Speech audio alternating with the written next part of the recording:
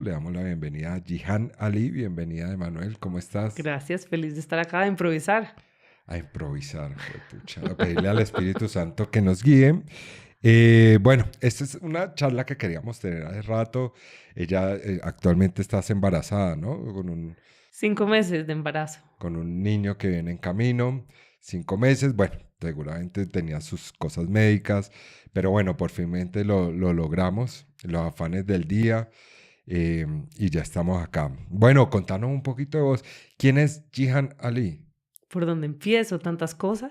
Debimos haber grabado todo lo que hablamos antes para que ellos se dieran cuenta de todo lo que hay detrás. Ahorita en el Sí, en el cafecito, cafecito fuera de previo. línea. Bueno, no, naciste en Barranquilla, Yo nací, no, familia nací en Barranquilla. tradicional.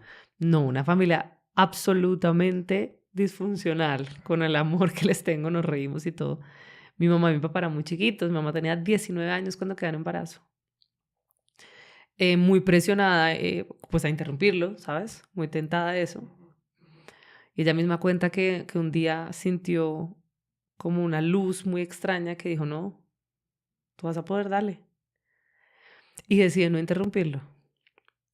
En contra de muchas voces, de mucho miedo, ¿no? Estaba en la universidad, lo tenía todo y de repente como que dejar todo por un niño, pues no sabía que era niña y pues imagínate, de ahí en adelante empezó muy difícil la relación de mis papás. ¿Quién está listo para ser mamá a los 19 años? Muy pocos. Entonces yo nazco en Barranquilla, en una familia que intentó hacer lo que pudo con lo que pudo, pero a los como 6 años nos venimos a vivir a Bogotá, por eso me acento, porque sufría bullying inmenso en el colegio por hablar barranquillero y lo neutralicé totalmente. ¿En serio? Sí, ¿Por qué? Tan bonito ese acento, ¿no? a mí me encanta. Pero estoy en un colegio de católico de mujeres con mucho bullying. Y entonces me acuerdo que en una de las primeras salidas que tuvimos del colegio, yo me fui con una camiseta de tiritas, obvio, calentanísima, acababa de llegar de Barranquilla, bueno, tú también eres calentano. Y me acuerdo perfectamente de la niña que me dijo, qué atrevida a mostrar hombros. Entonces yo cambié mucho mi estilo y todo por encajar. Las máscaras, tuve máscaras desde muy chiquita. ¿Ah, sí? Sí, Y, totalmente mimetizada, un camaleón. ok. Y siento que hace muy poco descubrí quién soy, después de 35 años, después de una situación muy dura. Dije, yo me cansé de tener máscaras, yo voy a mostrar quién soy. Bueno, y sí, bueno, ya vamos a hablar un poquito de eso. Em, Estudiaste psicología, ¿no? Acá en Bogotá. En Bogotá. En Bogotá. Normalmente es cierto que las personas que estudian psicología lo usan para abrir su propia caja de Pandora, su Estamos propio... locas, de remate. Están locas de remate. Yo nunca he Yo no contado, quería decir así. yo Pero... nunca he contado esto en ningún testimonio y te voy a contar yo porque estudié psicología. Yo estudié psicología porque, imagínate que, bueno, mis papás se separan cuando yo tenía 10 años, católicos, pero muy, a ver, tibios con las herramientas que tenían, ¿sabes? Yo no los juzgo. Yo hubiera sido igual si no hubieran pasado tantas cosas en mi vida. Em, Mis papás se vuelven a casar cada uno por su lado y yo quedo como en un limbo horrible. Hoy en día lo entiendo. Los seres humanos estamos destinados, o nos gusta, somos seres sociales que nos gusta pertenecer a tribus, a grupos. por genético, por Y fíjate herencia. que eso Sí. es así. Sí, pertenecer a algo. Pertenecer a algo, tener alguna bandera, alguna cosa, ya sea un partido político, de fútbol, lo que sea, religión, o sea, nos gusta pertenecer. Cuando mis papás se casan, yo empiezo a no pertenecer y yo siempre sentí que en mi colegio no pertenecí. Entonces no me quedaba nada. O sea, mi círculo primario, casa, no. El secundario, que es colegio, tampoco, a donde pertenezco. Y yo empecé a meterme, no sé por qué me estaba acordando de esto, en unos grupos como de punqueros, metaleros y cosas de esas, ¿Vos? muy chiquitas, sí. Sí. Y fue ahí como que donde me dio, porque yo siempre fui la rara. Primero, Jihan Ali, rarísima. En esa época mi colegio era muy tradicional, entonces todo el mundo era Laura Pérez y Daniela Gómez. Jihan Ali era rarísima. Segundo, mi familia era muy distinta. Yo me acuerdo que en esa época la gente casi no se divorciaba, mis papás eran divorciados y eran muy jóvenes. Entonces, por ejemplo, en los Halloween que nos disfrazaban, todas iban de princesas. Así como mando yo y a mi hija cuando hay un disfraz, va de princesas. Mi mamá, que además en esa época no tenía un peso y era una loca, me disfrazó de harlista. Yo tenía como 7 años. O sea, De imagínate. Harlista. Entonces yo nunca pertenecí, ¿me entiendes? Yo siempre era como la rara. Entonces en los raros encontré como mi tribu. Entonces siempre fui como esa niña que no perteneció y yo quería muy fuertemente pertenecer. Entonces, claro, fui muy rebelde. Por ejemplo, yo fui la única que no se confirmó de mi generación. Porque yo no creía en Dios, porque yo era rebelde, porque yo estaba creando mi identidad. Y mi mamá fue muy respetuosa. Me dijo, dale, no. No hay lío. Si en algún momento lo sientes, lo haces. Entonces, cuando yo me gradué del colegio, yo decido estudiar psicología porque yo tenía todo este revuelto en la cabeza que yo no sentía que pertenecía a nada. Unas inseguridades brutales. O sea, quería entender. Quería Quiero entender. estudiar para entender. ¿Por qué soy así? ¿Yo por qué me siento diferente al resto? ¿A mí qué me hace falta? Yo siempre sentí que algo me hizo falta, como un hueco en algún lugar de mi ser. Y por eso estudié psicología. Y fue muy loco porque cuando entro a estudiar psicología, digo, yo quiero ser una nueva Jihan. Una nueva, borrón. Borrón y cuenta nueva. ¿Viste? Súper camaleónica. Entonces, ¿Y qué camiseta te pusiste ahí? de la perfección. O sea, pasé de ser la rebelión a la perfección. Absolutamente obsesionada por ser perfecta en todo. Porque tenía que pertenecer al grupo de las perfectas ahora, que tenía como una nueva oportunidad. Perfectas también físicamente, como impecable, Impecable. la mejor estudiante, el trabajo perfecto.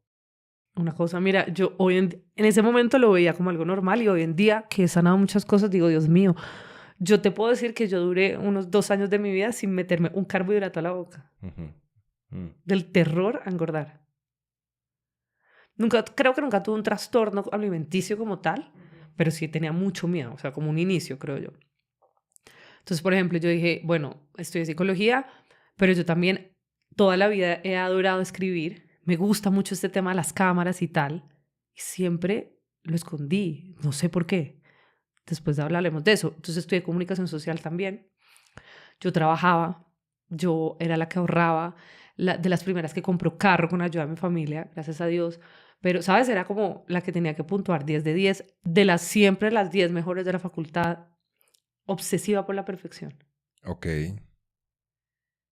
Eh, ¿Sabes hoy de dónde nace esa máscara de la perfección o de querida? ¿Sale?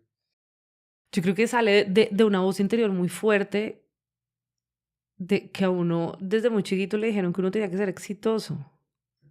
Y yo siempre supe que tenía que ser exitosa, pero yo nunca, me costó mucho entender para mí qué era el éxito.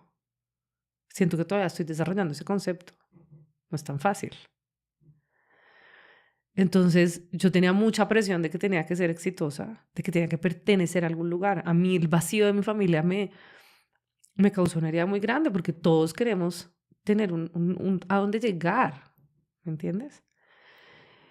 Y yo sentía que el éxito, el reconocimiento iba a ser eso. Es lo que veo hoy un poquito. Como llenar ese vacío que estaba ahí, ¿no? Sí, sí, sí. En algún momento, no sé si estás de acuerdo, pero sí, sí escuchaba quizás en otros podcasts o algo, que decían como todo este gran brazo feminista de estas mujeres, eh, quizá obsesionadas por pertenecer en ese grupo, ¿no? Me refiero a las pañoletas verdes y esto. Tenía un poco razón, o digamos el origen realmente era la ausencia, por ejemplo, de un papá que de pronto no estuvo ahí, Total. la figura, ¿no? Como paterna, pero ahora de pronto con tu experiencia como psicóloga nos puedes hacer ese puente si aplica. Yo creo que sí, también es parte de la respuesta, ¿no? De tantas familias que hoy vemos que se están rompiendo, ¿no? Y esto es como una respuesta de estas mujeres que salen sí, a pertenecer, a buscar causas, y a enceguecerse, a morir, y hay cierta agresividad. ¿A vos te dio la Claro, agresividad en medio de esto en también? la rebeldía, mira, yo te voy a contar una cosa terrible. Cuando yo pertenecía a ese grupo como de metaleros y eso, de una manera muy inocente, porque yo de verdad que lo hacía desde una herida muy profunda y muy inocentemente. Me acuerdo del día que se murió el Papa San Juan Pablo II, a quien además conocí a los 10 años porque fui al Vaticano porque un familiar mío estaba trabajando allá y pude ir y verlo de cerca y me acuerdo la emoción que sentí cuando lo vi, tenía 10 años. Me acuerdo perfecto el momento. Cuando él muere, me llaman unos amigos y me dicen, que, hey, vamos a celebrar la muerte del Papa. Y yo, vamos. Y nos fuimos de fiesta a celebrarlo. El motivo era eso. Sí. Brindis porque murió Juan Pablo II. Qué locura. Sí, es loco, suena loco. Sí. Es muy loco. Y uno como que, y hoy en día soy súper pro papas y ya te contaré mi experiencia con la iglesia, pero con tal de pertenecer hacemos tantas cosas. Tantas. Y yo fui una que caí en mil cosas. Ve, y bueno, ¿y te gradúas? ¿O pasa algo más en la universidad? Pasa algo en la universidad brutal. Conozco a Dios. Ah, conoces a Dios en la universidad. Imagínate que yo conozco a Dios además por error. Mi hermana estaba todavía en el colegio. Yo tengo varios hermanos, pero digamos que la que me sigue, le llevo 5 años, ella está en el colegio y un día me dice, es que me voy a un retiro espiritual. Yo, esta payasa. Como que un retiro espiritual. Entonces yo comenté con mi mamá. Yo siempre tengo una relación muy cercana con mi mamá y mi papá, a pesar de que mi papá vive lejos, a pesar de todo. Entonces hablé con mi mamá y le digo, mami, así vi, mi hermana, se va a un retiro seguro porque tiene un novio o a alguien le gusta. O sea, nosotros éramos cero de retiros espirituales, cero rezanderos, como que en qué momento se vaya de retiro. Ella se fue a su retiro. Entonces, mi mamá... ¿Ella es mayor que vos? 5 años menor. 5 años menor. Entonces me dice mi mamá, toca ir a recoger a tu hermana al retiro el domingo a una misa. Y yo, ¿qué? Por allá en el Rosal, lejísimos. Y yo, ¿qué? ¿En serio? Bueno, pues yo voy. Yo siempre he sido como familiar y presente. Bueno, llegamos a una misa. Yo me acuerdo cuando entramos a esa misa de sentir algo muy fuerte. Y yo era hiper cero de Dios. Y yo dije, wow, esto es sugestión, psicóloga. Porque claro, todo el mundo está feliz, entonces se me pega esta emoción, esta felicidad a todos, pero yo me acuerdo esa sensación muy extraña. Y ellos se pararon enfrente, yo estaba viéndolos, todos tenían una camiseta gris, y yo me quedé fijamente mirando a un niño calvo, totalmente calvo, sin cejas. Evidentemente tenía cáncer, ¿no? O alguna enfermedad. Y a mí me marcó mucho eso. ¿Y estaba feliz? Feliz. Feliz cantando, era un caminante. Cuando salimos, nos montamos al carro y le digo a mi hermana, bueno, ¿cómo te fue en el retiro? Cuenta a ver quién era el tipo por el que fuiste. Y mi hermana, no, yo fui por estar más cerca de Dios. Y yo, ay, esta payasa, yo muerta de la risa. Yo, bueno, ¿pero qué hacen? No puedo contar nada. Y yo, ay, no. ¿Era Maús?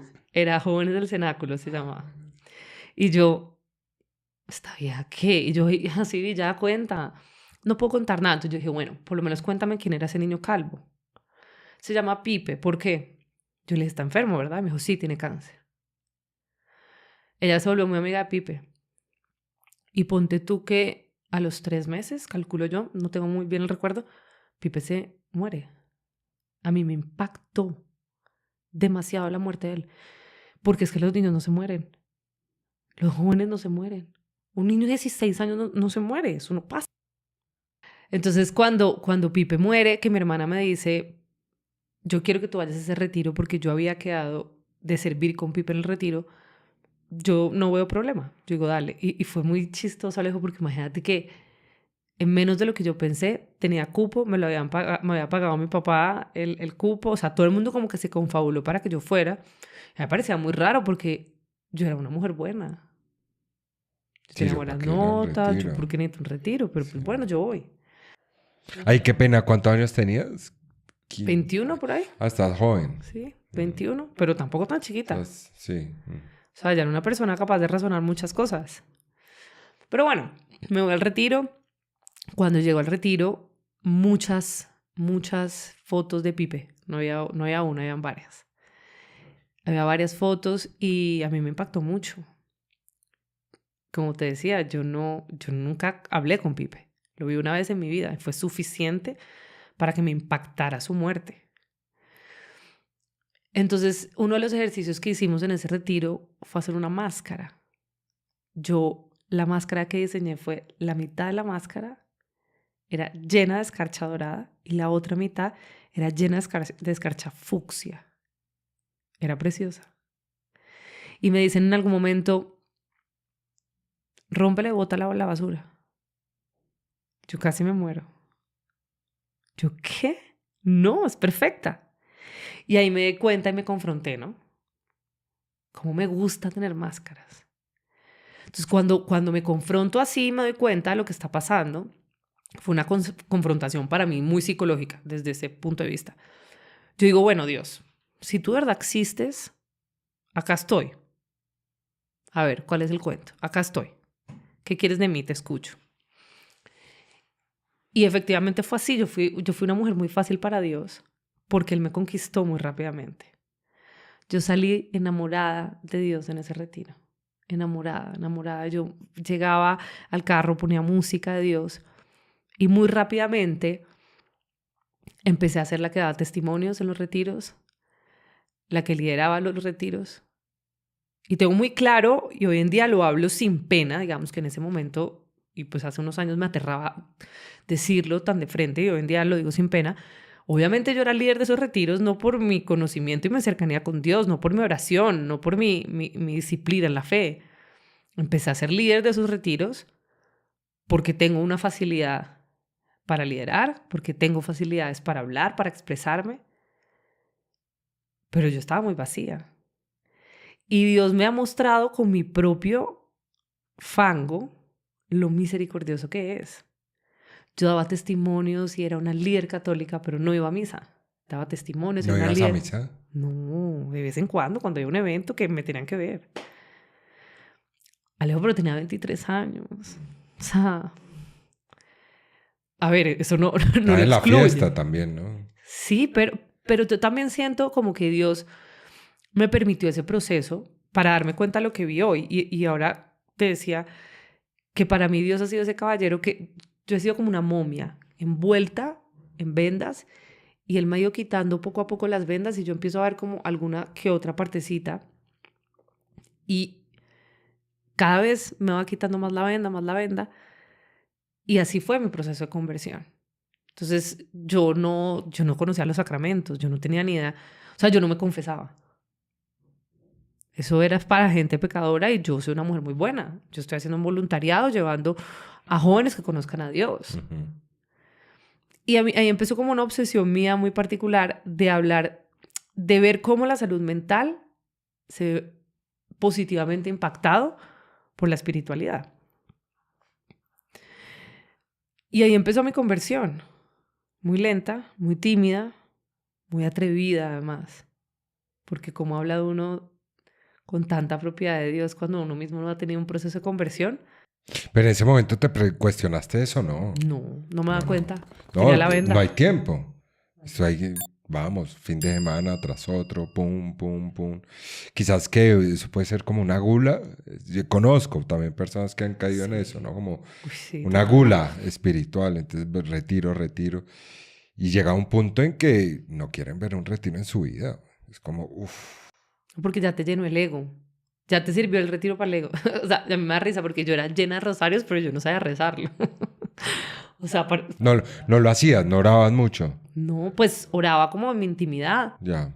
pero no sabía hacerlo, por ejemplo. Que a ver, no me juzgo. Fue mi proceso. Pero pues hoy en día me da risa. El ego espiritual es brutal. Porque ahora puede estar alguien oyéndome diciendo, qué ridícula, ¿cómo es posible que no supiera rezar el rosario? Es como, espérate, tú también aprendiste. Tú también tuviste tu primera iniciación y hay gente que de pronto fue muy bendecida y lo tuvo a los 4 años con su abuelita y su mamá. Pero hay quienes no y no por eso le quita el mérito. Entonces sí, yo era una mujer llena de ego. Pero digamos que en medio de mi búsqueda desesperada por encontrar un lugar, lo encontré. encontré la iglesia. Encontré un grupo de jóvenes que en medio de todas nuestras miserias, en medio del chisme, que uno se metió con el otro y todo esto, se respiraba a Dios. Pero sabes que ese es un tema brutal porque muchas personas hoy, y yo creo que estuve ahí seguro, cuestionábamos, ¿no? Como un poco, no, es que las cosas de la iglesia tienen que ser perfectas, ¿no? Como hay que aprender a ver la humanidad, ¿no? En el sacerdote, ver la humanidad en la misa, ver la humanidad en los retiros, en los grupos. Siempre esto, ¿no? Es más bien tú qué haces en medio de eso, porque no existe ningún grupo que sea perfecto, no existe un sacerdote perfecto, no existe... Porque no se van a leer la Biblia los 12 apóstoles a ver qué tan perfecto era ese convito. No, ese combo era buenísimo, ¿no? Era Sí, particularísimo. sí, entonces sí he escuchado muchas personas que dicen, no, es que yo no voy allá porque es que, claro, tú mantente ahí lejos de las cocinas, es lo que yo le digo. Cocina significa lugar donde se reúnen personas a hablar carreta, a hablar mal de los demás. Eso sí, mantente un poquito tú aislado de eso, pero que las vas a ver, ¿no? Y Alejo, a veces tienes que meterte a la cocina para aprender. Hay gente que no aprende sino a punta de quemarse. Ok, Y, y es la realidad humana, pues pienso yo. es la realidad, es la humanidad. Y la divinidad, que es nuestro Señor, está ahí. Está ahí. Es lo Y más mucha gente me curioso. decía, es que ese grupo tuyo es un club social en donde van a hablar supuestamente de Dios, pero en verdad salen y rumbean. Pues obvio que salíamos y rumbeábamos, teníamos 21 años. Era mejor estar ahí que estar en cualquier otro entorno porque al menos antes de lo que fuera orábamos. Al menos. Y eso fue una puerta de iniciación para muchas cosas que hoy en día soy y que sé que me faltan. Que era mejor estar ahí en medio de la imperfección que estar en un lugar totalmente alejado Que de seguir Dios. con los metaleros, Que seguir con los metaleros, por ejemplo. claro. Entonces yo empecé a ser una líder católica muy fuerte, muy como convencida. Y cada vez Dios me fue llamando más. Y también aprendí una palabra muy linda en todo mi proceso y es la autocompasión. Hoy en día me digo mucho, hiciste lo mejor que pudiste con lo que tenías en ese momento. Y fue mi realidad y es mi miseria. Brutos pero decididos, ¿no? Ah, pero total. La vaina, bueno, pero la máscara de la rigidez la tenías ahí puesta todavía. Claro, pues tan rígida que me busqué una beca porque yo tenía que estudiar un máster becada. Porque era parte de mi perfección. Y me fui a estudiar becado un máster a España. Imagínate que cuando llego a España pasa algo muy fuerte en mi vida. Y es que me deprimo por primera vez. Yo tengo antecedentes de depresión en mi familia, fuertes. Y me deprimo por primera vez. Yo no conocía muy bien qué era la depresión.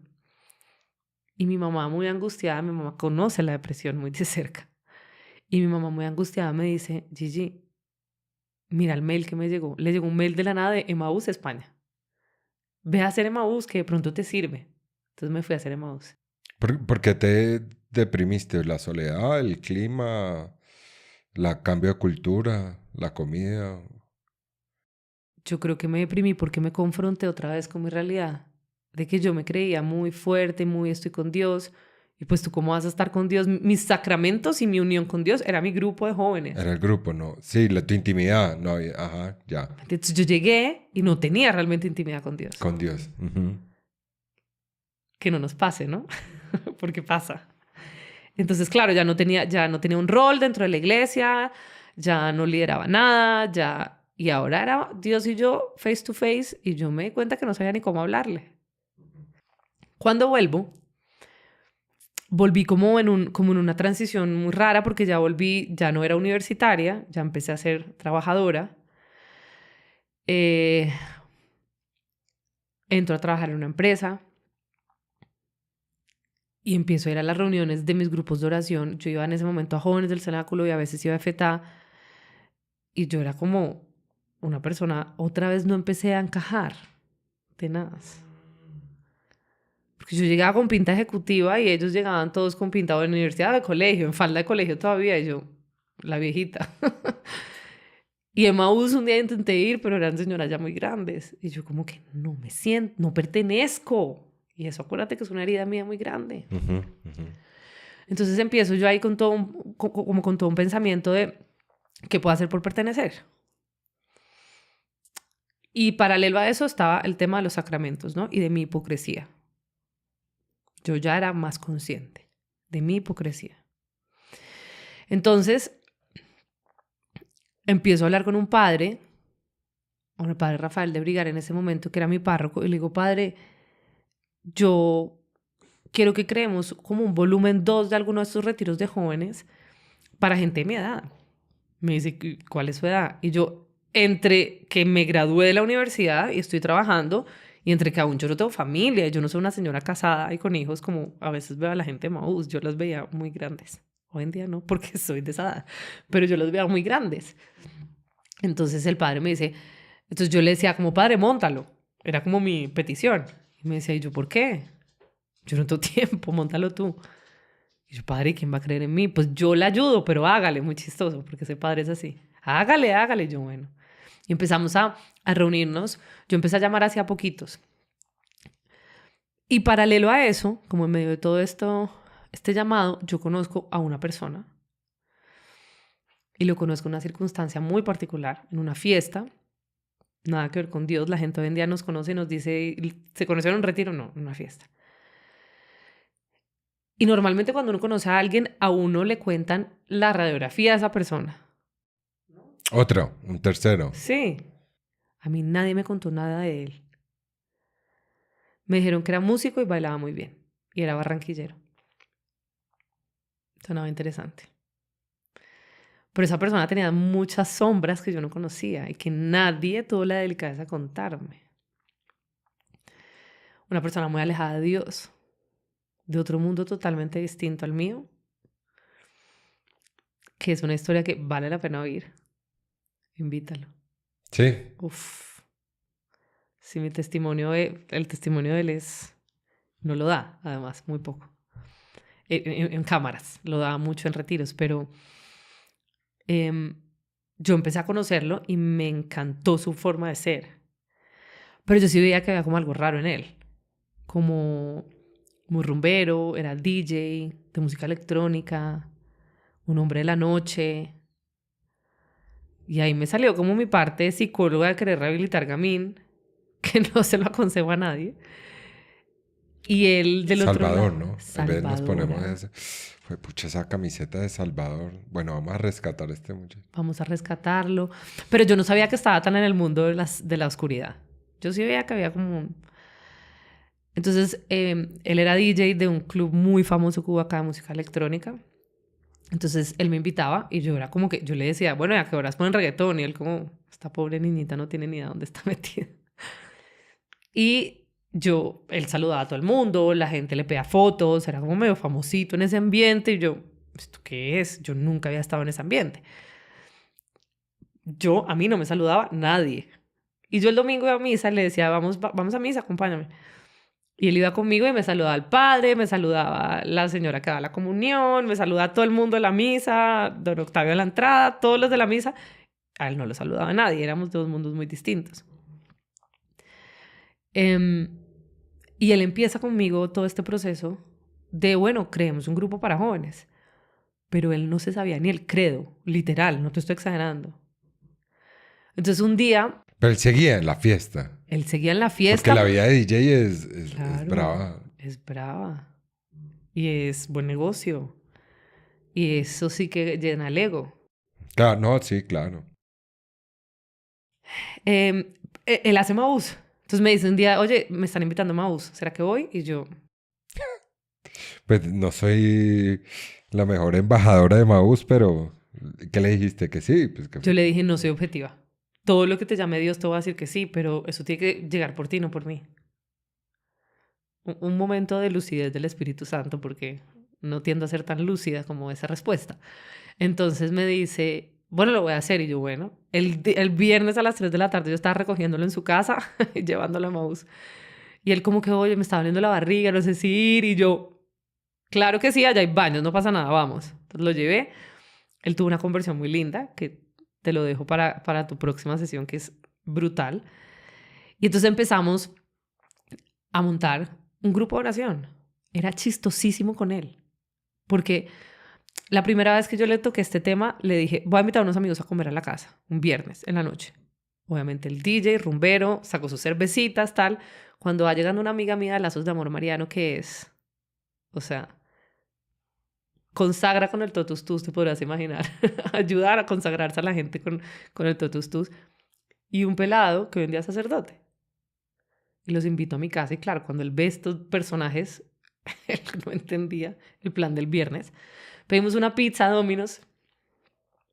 Empezamos a comer pizza y les digo, bueno, los invito de acá porque quiero montar un grupo de oración para jóvenes profesionales. Y ustedes van a ser mis aliados. ¿Se montan, sí o no? Pues obviamente Laurita de Lazos, claro que sí. Sergio, que era seminarista en ese momento, claro que sí. Y este otro pensando, quién sabe en qué, no entendía nada. Él Yo estaba les tomando pongo la música. Eso hizo. Claro, Eso hizo. Yo les pongo la música. les armo la playlist. Pues no sabes eso cómo ha sido. La playlist, el trasfondo que tiene. Y a dónde ha llegado la playlist. Entonces empezamos a reunirnos. Ya Kiko se había convertido un poco, estaba conociendo a Dios. Y empezamos algunos a que el Padre nos formara. Y hoy en día se llama el cielo. Han pasado muchos jóvenes. El otro día hicimos cálculos, como 5,000 jóvenes por el retiro. O sea, era un grupo de oración inicialmente. Claro. De 12, empezamos 12. Sí, como los apóstoles. Así, chiquitico. Y de eso pasaron a hacer un retiro. Un retiro espiritual. Ya muy consolidado. Que a mí me impacta. Porque Y entiendo que está en varios países y en varias ciudades. Y... está en Ecuador, está en Panamá, está en Ciudad de México. Está acá como en 5 ciudades. Medellín, Valledupar, Villavicencio, Bogotá. En Bogotá están 5 parroquias. Y volabas toda, me imagino. O sea, no parabas, Toda. no dormías. Yo no paraba. Vos eres como un tipo de persona que no duerme. Sí, yo era esa. Yo, ¿dormir? No. No. ¿Por qué? Hay que servirle a Dios. Vamos, hay que abrir cielo. Bueno, sí, también el Señor se sirve de eso, ¿no? Yo creo que cuando él tuvo esa experiencia con Saulo, lo puso a caminar como loco, ¿no? Y él le da a uno los medios, la energía, o sea... Sí. Todo se fue dando. Sí. Todo se fue dando. Y arma estos grupos así, me encanta, ¿no? Un DJ, un seminarista. Eso de entrada suena bien. De pronto a ti, tú dices, uy, no. Eso Promete. promete, sí, porque los apóstoles también fueron así, ¿no? Siempre tenemos que acordarnos de dónde venimos. Te voy a contar una anécdota del primer retiro para que te mueras de la risa. Kiko, músico. Entonces yo, Marta, total. Bueno, todo el mundo, por favor, siéntese, vamos a empezar el retiro. Yo, la más ejecutora, hace 10 años. Y cuando, por favor, monten entonces la tarima donde vamos a hacer las actividades. Los de música, monten la música. Me voy y cuando vuelvo yo, entro al salón, que era el salón principal de conferencias. Y en la tarima estaba en la mitad una batería, como de 54 tambores. Yo no sé ni cómo se llama eso. Una cantidad de luces de colores. Había una máquina de humo. Había todo un stage musical en el centro. Y a la rabia que me dio. ¿Qué es esto? Eso no está en el manual, o lo que hicimos. ¿Okay? Esto primero no está en el manual. Segundo, ¿qué es esto tan egocéntrico? Que alguien ponga al menos una cruz en la mitad de este escenario. Furiosa. Y Kiko, ay, pero está bacanísimo, mira esto. Es música en vivo. O sea, él se juraba Hillsong así. Y yo, esto no es el centro. La música del cielo no puede tener batería. Pues el primer retiro fue una música con una batería a todo volumen. La misa fue batería a todo volumen. El padre Rafael al final me llama y me dice, dile al de la batería que le baje. Y yo, furiosa. Hasta eso había cambiado, obviamente. Pero todo eso ha sido la esencia del cielo. En el cielo, en los retiros del cielo no hay música playback. Todo es música en vivo. ¿Ah, sí? Y así fue creciendo el cielo. Un tiempo después yo me caso con Kiko. Me pidió matrimonio en Medjugorje. Él. Sí. Ese es mi sueño. Aquí, spoiler. Bueno, si uno lo cuenta, no se le cumple, ¿ok? Claro que sí. Esos son ¿En agüeros. serio, Medjugorje? ¿En dónde? En el Festival de Jóvenes. ¿En dónde? ¿Te lo En pidió? ¿Dónde te plena pidió la...? misa en la plaza con todos los jóvenes llenos. Él tenía todo organizado con una pareja que vivía allá, que son españoles. Pues una española y un croata. Sí, ella da testimonio. Ella, Ella... Inma Inma. ¿Y Joseph? y Joseph. Ellos ayudaron a programar toda mi pedida de matrimonio en el Monte de las Apariciones. Y a Kiko le pasó algo muy chistoso, diosidencias, que fue que él quería confesarse, una confesión de vida en Medjugorje en plena jornada de juventud. Esas eran filas así. Yo lo quería matar. Ese es Kiko, todavía sigue siendo así. Y yo soy Marta Marta. Impredecible Ya, él. impredecible, él todo lo improvisa, va a 1 por hora. Y yo, Marta Marta, histérica, organizada, ya tenemos que estar en la misa, enfrente con la bandera de Colombia, ¿cómo es posible que te estés dañando todo? Eso somos, aún, mucho tiempo después. Entonces él coge y yo, no, yo ya tengo que ir a la misa porque ya va a empezar, porque nos dijeron a tal hora. No sé cómo él logra conseguir a alguien que lo confiese en el momento que quería confesarse. En español, además, que no es tan fácil, como que todo se te organiza así. No, pero allá en las confesiones pasan cosas chéveres. Mira lo que le pasó a él. Esta clase de cosas suelen pasar. Mira lo que le pasó a él A ver. tan poderoso. Coge y se confiesa, confesión de vida, que además yo me imagino que esa confesión estaba popocha por la conversión que yo te cuento que él tuvo. Coge, se confiesa y cuando sale coge el teléfono y busca el WhatsApp mío, y mi WhatsApp y el de él, nuestra conversación, que llevaba 3 años de atrás, se había borrado toda, la única. Como un borrón y cuenta nueva. Muy particular. Entonces él dice, él es así, ¿no? Le encanta todos los carismas y yo soy totalmente el contrario. Entonces él, no, yo sentí que eso era un llamado y no me aguanté y en la misa le pedí matrimonio. Y fue así nuestra pedida de Pero matrimonio. tenía el anillo, estaba preparado. Claro, él tenía el anillo, pero dejó a Inma y a Joseph con todo armado en el Monte de las Apariciones. Es un personaje. Y él no aguantó. Él comulgó y dijo, eso tiene que ser ya, y se arrodilló en la mitad de una plaza con yo no sé cuántas miles de personas y me pidió matrimonio. En medio de la misa. En medio de la misa, después de la comunión. Como cuando la gente está comulgando, que hay musiquita y tal, nosotros acabamos de comulgar, estábamos abrazados y cogió, se arrodilló y no aguantó. Y vos, ve, parate. Yo no entendía nada. Yo, ¿qué Ya está comulgamos, pasando? parate. Y no. ¿Qué está pasando? Así es él, así somos. Nosotros fuimos con un grupo de jóvenes espectacular. Éramos poquitos, pero era muy lindo. Y fuimos con un sacerdote, el padre Freitas, o él es párroco. Y él después hace algo increíble en nuestra vida. Por eso te digo que hay mucho para hablar. Me va a tocar cortar en algún momento. ¿Por qué? ¿Pero qué hacen? Entonces, bueno, el padre Freitas estaba con nosotros, bendijo mi anillo de compromiso. ¿Vos estabas segura que te querías casar? Yo estaba segura que me quería casar. Con mucho miedo, y yo creo que ha sido la decisión. El otro día Kiko me preguntaba eso. ¿Cuál ha sido como tu decisión más como a ciegas con Dios? Y yo creo que fue esa. Porque Kiko implica muchas cosas que Dios quiere para mí y al mismo tiempo despierta muchos temores en mí. ¿Eso es tan de Dios? Como eso, la falta de orden, de planeación, de estructura. Es la contrabalanza, puede ser también. Antes de casarnos tuvimos esta conversación. Yo te lo pido, te lo suplico. Cuando entres a la iglesia no le pidas a un sacerdote que te confiese, confiésate antes. Porque si no vas a atrasar todo el matrimonio, imagínate. Él es así y es capaz. ¿Y te escucha? ¿Te para bolas? ¿Qué más para bolas? Qué va. No, ¿qué más para bolas? Entonces, ese es el tipo de cosas que hace él. Ok. Pero auténtico, genuino. O sea, lo que quiero decir es que te incomoda, pero te encanta a la vez. Me saca de mi caja. Pero te gusta y no.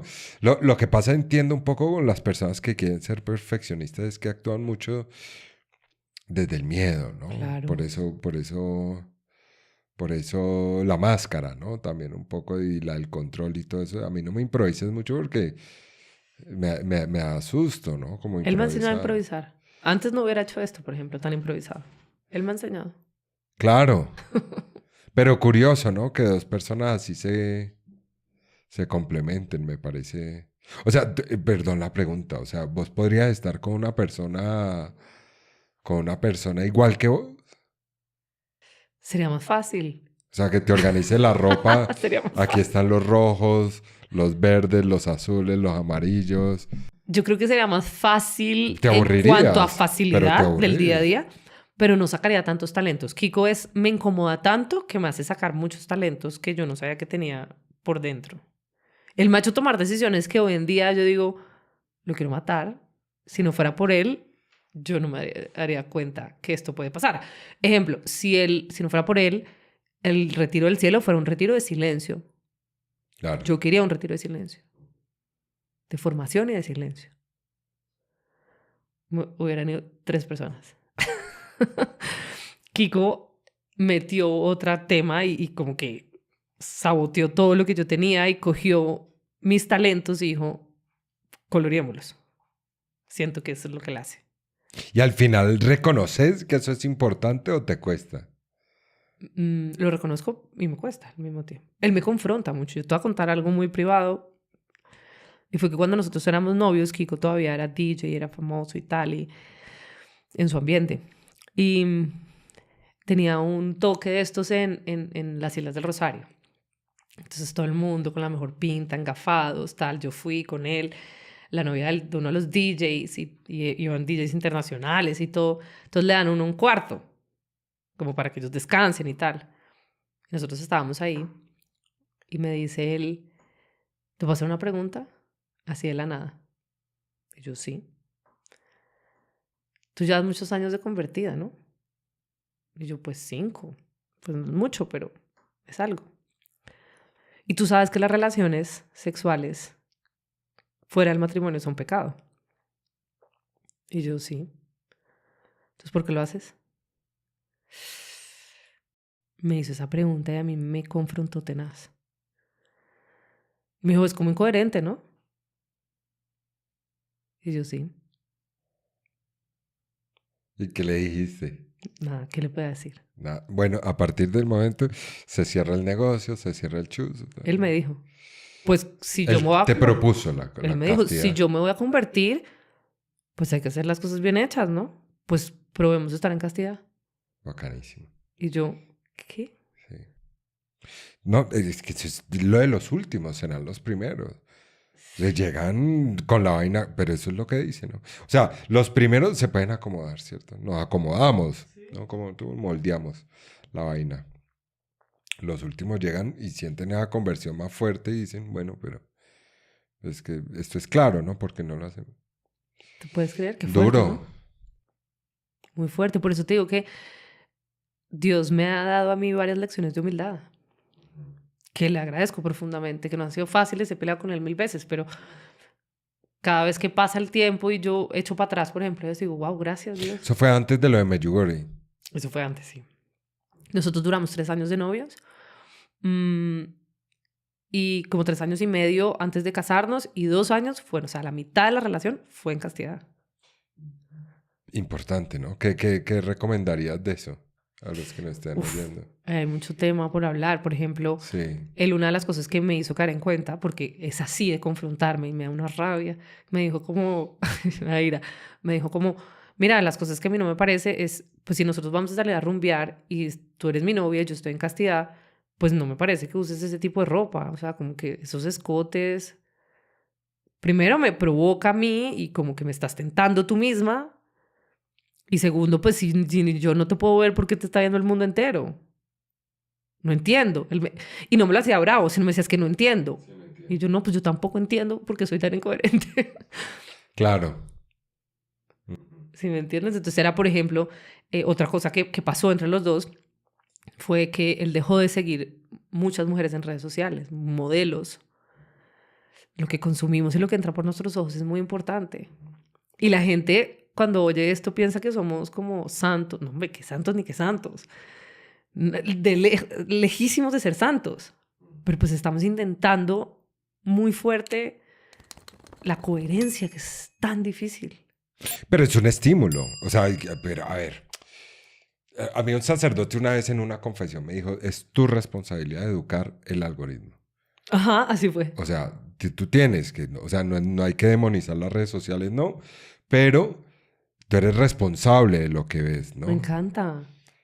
Dije, ok, Evangelizar tu bien, algoritmo. me parece interesante. Y hay que ser en la humildad, reconocer que, a ver, vos empezás a hacer scroll, no a ver un video tras otro, y empezás a ver una vieja, que la mona, que la rubia, que no sé qué, que a los 5 minutos estás tentado ya. Estás tentado.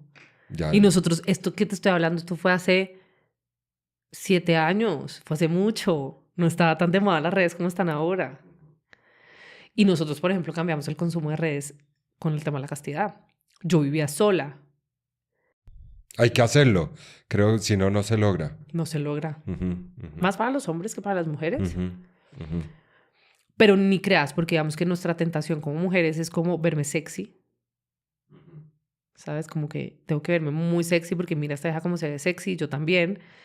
Y tampoco se trata, porque igual yo tampoco soy así hoy en día, pero tampoco se trata pues de vestirnos como si fuéramos, no sé, consagradas. Porque no soy consagrada. Si fuera consagrada me vestiría como consagrada. Pero sí es ser muy conscientes del cuerpo y de cómo lo estamos tratando y cómo que estamos tratando de mostrarle al mundo. No solamente ser, sino también mostrar lo que somos. Pues es la intención de La corazón. intención. Aquí ya lo hemos hablado en otros episodios con Paola, por ejemplo, en el tema de las prótesis, bueno, vos porque realmente te ponías el tema de las prótesis, no, porque quería miradas, ¿no? O sea, ¿qué tienes, ¿no? En el corazón. Ve, y entonces se casan. Nos casamos. Y entonces, Pasan muchas cosas en nuestro matrimonio muy profundas. Nosotros le entregamos mucho de nuestro matrimonio a Dios. Y acá viene una parte muy confrontadora de nuestra vida y es, nosotros, por ejemplo, decíamos, no, nuestra casa es el literal, y era así, el depósito del cielo. Entonces todo el mundo llegaba allá, todo lo que teníamos que guardar del cielo llegaba a nuestra casa. O sea, nuestra casa era muy dada a los demás y de puertas abiertas como para Dios. Y empezamos a tener un proceso muy difícil porque empezamos a buscar bebés, supuestamente, la búsqueda de bebés, que hoy en día me río de ese término, y yo no quedaba embarazada. Entra pandemia, yo me empiezo empiezo a tener algo que se llama pensamientos disfuncionales en psicología. Eran pensamientos muy obsesivos con el tema del COVID, con el tema de quedar en embarazo, con el tema de la salud, con el tema que todo el mundo se iba a morir. Creo que a mucha gente le pasó eso en pandemia, nada del otro mundo. Y pues es loco. Lavamos es muy loco, naranjas con hipoclorito. es muy loco. Lavamos naranjas con hipoclorito. Es muy loco. Hacíamos Fue locuras. loco, es que tampoco no podemos ignorar eso. ¿Sabes qué locura hice yo, por ejemplo? Yo compramos unos tiquetes para irnos a New Orleans a vacunarnos. Venía el Terror, apocalipsis, el fin el del mundo. Sí, apocalipsis. sí. Entonces, en Y todo fueron. esto, sí fuimos y nos vacunamos allá y además después me culpé 1000 veces, ya te voy a contar por qué. Em, llegamos a descubrir que yo tengo una enfermedad que se llama endometriosis, Alejo, que es una enfermedad, bueno, muy compleja, hormonal, en donde uno de los síntomas y pues uno de lo que pasa es que te vuelves infértil. Entonces me tuvieron que operar y entonces yo ahí empecé como mi primera pelea con Dios. Porque yo llevaba unos años muy lindos, de muchas cosas positivas en mi vida. Y pum, de repente como la primera caída. Entonces yo decía, Dios, estás como despistado de mi vida, no puedes, o sea, acuérdate que yo soy una persona buena. Esto no le pasa a la gente buena. Yo estoy contigo. Y empiezo como a tener mi medio, no entiendo qué pasa. Y muchos, como un año de infertilidad, que es muy duro. Yo sé que hay gente que dura muchísimos años, entonces yo nunca me quejo de ese año que viví, pero fue duro. Hasta que finalmente quedo en embarazo. Cuando yo quedo en embarazo, pasa algo muy particular, es que nosotros tenemos un amigo sacerdote que queremos mucho y le contamos que estábamos en embarazo y no sé por qué surgió la conversación y él nos contó que él entró al seminario, me voy a inventar las cifras, pero era algo así como con 25 hombres. En la mitad eran 10 y al final se graduaron 5, una cosa así. Y Kiko es publicista, tiene una empresa de publicidad. en shock, ¿cómo así? Tenemos que hacer una campaña publicitaria para que más hombres se vuelvan sacerdotes. Y Monseñor se rió y dijo, no, tienen que poner a sus hijos, ofrézcanselos a Dios y que Él decida. Eso quedó ahí. Entonces después de eso nosotros dijimos, no, nuestro hijo que sea hombre y que sea sacerdote. Nosotros queremos eso, Dios mío, por favor, regálanos un hijo sacerdote. Nosotros siempre supimos entonces que si teníamos un hijo hombre se iba a llamar Agustín, por San Agustín. Porque Kiko se llama Augusto, en verdad. Agustín es Augusto pequeño. Y además, pues San Agustín tiene una conversión igual a la de Kiko, o sea, muy parecida. Entonces yo le decía, de hecho yo le decía a él, mi Agustín. Yo le decía, Agustín, Agustín. Entonces cuando nos enteramos del embarazo empezamos a decir, bueno, queremos a nuestro Agustín, nuestro Agustín. Entonces llega el día, nosotros somos súper ridículos. O sea, en nuestras redes sociales tú puedes ver, hacemos revelación de sexo, la pedida de manos con show. A nosotros nos gusta gozarnos todo, hacer fiesta de todo y así es, así somos. Entonces hicimos un mega sex reveal súper lindo, a ver si era Agustín o era Cayetana. Cayetana no tenía mucho sentido, Agustín tenía todo el sentido. Y adivina, Agustín. Azul. ¿Azul es que? Sí, pero nosotros no lo hicimos con colores, sino con el nombre. Entonces, bueno, salió Agustín, nosotros felices. Y en la mitad del embarazo, justo como estoy ahora, que esta semana por eso para mí es tensionante, descubren que Agustín viene con un problema en el corazón. En una ecografía muy importante que en la mitad del embarazo me dicen, el médico se queda en silencio y me dice, Jihan, tenemos un problema en el corazón. Tú te tienes que ir para la cardioinfantil a que te chequeen porque es un problema importante. Ese día era 22 de diciembre. No se me va a olvidar nunca esa fecha. Llego a la casa, salimos de ahí, eso era la clínica del Country, al lado de la clínica del Country acá en Bogotá hay una parroquia que se llama Santa Rita. De Casia. De Casia. Y yo entré a esa iglesia, me acuerdo que había misa. Y yo solamente lloraba desconsolada, la gente se volteaba a mirar y todo. Y yo estaba furiosa con Dios, le decía, ¿a ti qué te pasa? ¿Cómo se te ocurre mandarme esto a mí?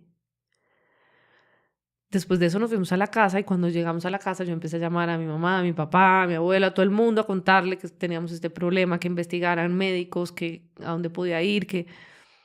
Y cuando me volteo, mi querido Kiko estaba sentado en la mesa del comedor leyéndose un libro. Y yo casi lo mato. De que era el libro. Ay, o sea, ¿qué puedes estar leyendo cuando te acaban de decir que tu hijo viene con una malformación del corazón? Entonces me volteé yo y le dije, ¿qué haces? Me dijo, leyendo. Y yo, pues sí, pero no es el momento de leer. Me dijo, siéntate, te quiero leer algo. Entonces cuando me senté, se estaba leyendo Las Memorias de San Agustín. Y me dice, es que tú sabes cómo le decían a San Agustín. ¿Cómo le dicen? Yo no tengo ni idea. ¿Por qué? El santo del corazón inquieto. ¿Tú sabías, por ejemplo? No. Es súper raro, nadie sabe. Santo del corazón inquieto.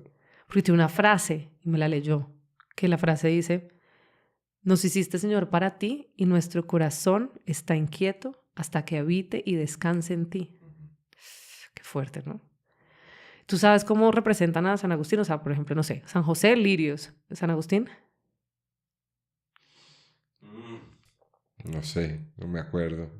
Tiene un corazón en llamas en la mano. Muy fuerte. Entonces yo ahí dije, bueno, esto suena como una diosidencia. Entonces ya se me quitó la rabia y le dije, leamos a San Agustín. Entonces, después de toda una catarsis, dijimos, bueno, tenemos dos opciones. O vivir este embarazo con miedo, con mucha rabia, o ponerle fe. Al día siguiente teníamos una ecografía muy importante en la cardioinfantil. La persona que nos atendió ni siquiera estaba atendiendo, estaba de vacaciones, suspendió las vacaciones porque el caso era muy grave. Nos revisó efectivamente una cardiopatía severa, sin nombre.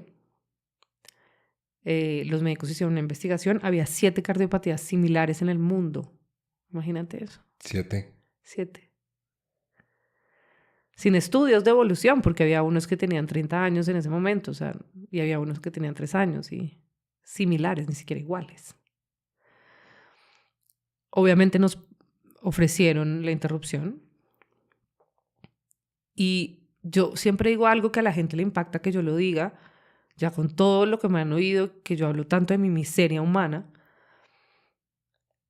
Yo no me siento orgullosa de decir que dije, no, voy a abortar, porque yo no lo hice así. Yo ni siquiera lo pensé, ¿sabes? Siento que Dios fue como en un momento de inspiración, que fue como que ni siquiera pienses en eso, o sea, ni siquiera lo contemples. Porque hay mujeres que se ven enfrentados a esta situación y no es tan fácil, Alejo, como cuando uno sale a decir muchas cosas. Porque enfrentarse a una enfermedad no es fácil. Yo ni siquiera lo pensé. Dios me nubló de ese pensamiento y se lo agradezco. Nosotros oímos, pero seguimos derecho, ¿entiendes? No hubo como discernimiento, lo que te quiero decir. Seguimos derecho, obviamente vamos a tener el bebé y dijimos, bueno, vamos a vivir un día a la vez, a ver qué pasa. Un día a la vez. Vamos a gozarnos esto. A los pocos días, meses, fue otra vez este padre a nuestra casa a comer y me dice, bueno, muéstrame el cuarto del bebé. Entonces le digo, Monse, la verdad, no tenemos cuarto de bebé porque no sabemos si él vaya a nacer. Y me dice, ¿y si nace?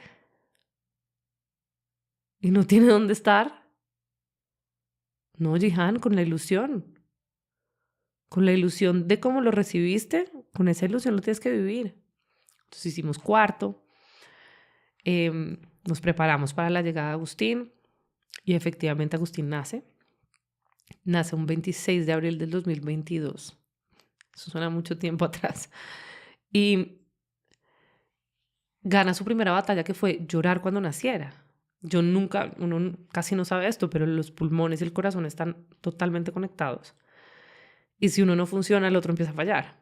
Entonces el llanto era señal de que el corazón de Agustín estaba funcionando. Duramos unos 4 días en la UCI de la Fundación Santa Fe, acá en Bogotá. Unos días muy duros. Y no me vas a creer que por esos días me encuentro al padre Freitas, capellán en ese entonces de la Fundación Santa Fe, el que me bendijo en Medjugorje mi anillo.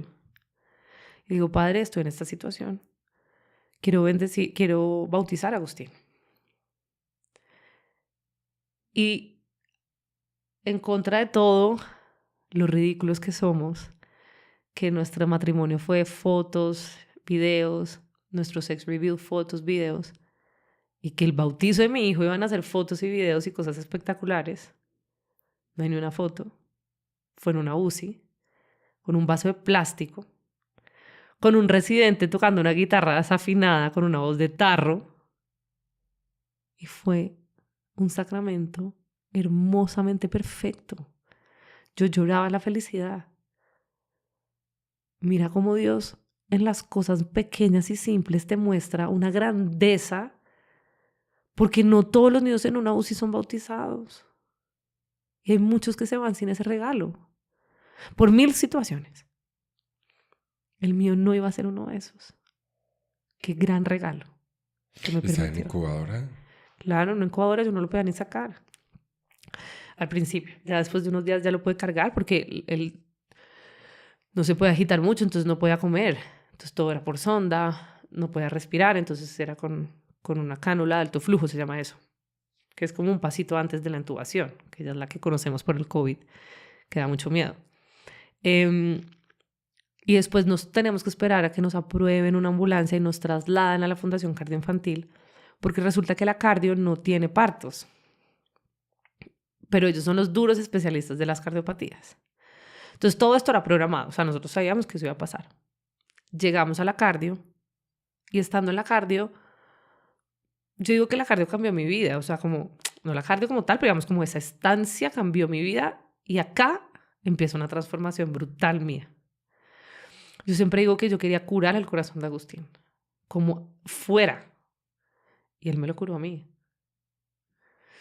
Imagínate que en la cardio, a diferencia de la Santa Fe, no hay cubículos en la UCI. Es abierto. Entonces tú ves todo lo que está pasando con el bebé al lado.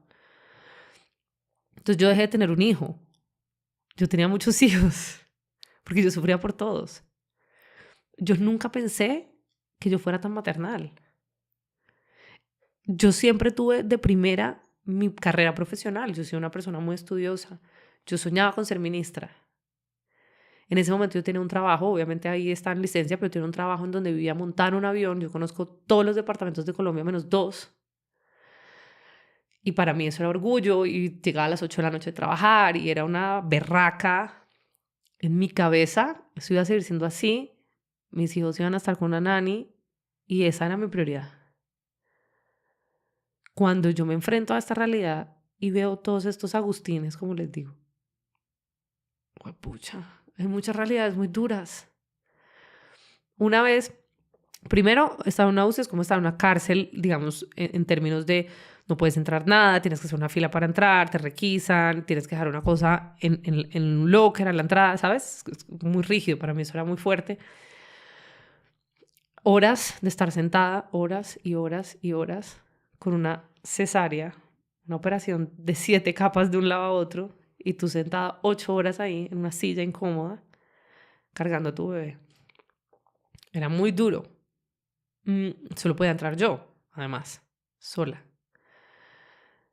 Yo agradezco mucho, por ejemplo, que me dejaban ponerme altar. Yo le ponía un altar a Agustín ahí al lado. Un día, y esto fue como un cambio en mi vida muy fuerte, fue la persona al lado, la bebé de al lado se llamaba Emma. Emma estaba conectada a un ECMO, que es una máquina que hace todo por ti. O sea, es como el corazón y los pulmones al tiempo, una cosa así. No sé, porque no soy médico, pero es una cosa así. Y Emma era una cosita de este tamaño, era chiquitica. Y llega el médico y le dice a la mamá de Emma, tengo que hablar contigo. Y pues yo dije, se va a morir. Pues Emma va muy bien, pero tiene pañalitis. Necesitamos que le compres crema para la pañalitis. Y la mamá rompió en llanto y hizo cara como de, no puedo. Yo dije, esto no puede ser el problema de Emma. Este no puede ser el problema de Emma. Yo salí ese día de esa UCI porque mi mamá iba a veces a acompañarme a almorzar. A la hora del almuerzo, atacada llorando, pero yo no, o sea, no podía parar. Y mamá, ¿qué le pasó a Agustín? Y yo, no, nada, él está perfecto. Pero Emma tiene pañalitis. Y mamá, ¿quién es Emma? Yo no entiendo. Le conté esta historia. Nos fuimos para una farmacia que había ahí y compramos, me acuerdo la cifra, 500,000 pesos en pañales y cremas antipañalitis. Y llegué a dárselo a una enfermera y la enfermera, yo no te puedo recibir esto. Le dije, no sé qué vas a hacer. Pero en esta unidad de cuidados intensivos, lo último que pueda pasar es que un niño que está en un ECMO no tenga crema antipañalitis. Y esa es la realidad de muchas mamás que están en la UCI. Entonces yo me empecé a dar cuenta que obviamente estaba en una situación horrible, que tenía 1000 amigas mías que era como que, ay, me duele lactar, y yo estaba en una situación terrible, pero atrás mío había otras mujeres en una situación peor. Y ahí ve uno mucho a Dios. Y sabes que es muy fuerte. Y de pronto esto va a ser una opinión muy impopular, pero ve uno mucho a Dios en todas las religiones. Tú no sabes, por ejemplo, la unión que yo llegué a hacer con algunas personas evangélicas en la UCI. Uf. Hay todo. Hay gracia también. Hay gracia. Sí, claro. Obvio. Hay todas esas taras que tenemos que van por fuera. Porque es la fe. Es Cristo lo que se respira. Así es.